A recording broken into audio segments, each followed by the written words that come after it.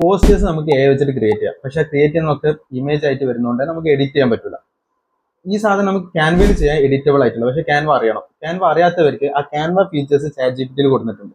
അപ്പൊ ജസ്റ്റ് നമുക്കൊരു പ്രോംപ്റ്റ് കൊടുത്താൽ മതി. അപ്പോൾ നമുക്ക് വേണ്ടതിനനുസരിച്ച് ക്യാൻവയിൽ ജനറേറ്റ് ചെയ്ത്. അപ്പൊ അതിന് എങ്ങനെയാ വെച്ചാൽ ChatGPT പോയിട്ട് GPTs എന്നുള്ള സാധനം സെർച്ച് ചെയ്യുക, അല്ല സെലക്ട് ചെയ്യുക. അതിൽ ഇവിടെ പോയിട്ട് നമ്മൾ ക്യാൻവ എന്ന് ടൈപ്പ് ചെയ്യുക. അപ്പൊ ക്യാൻവ വരും.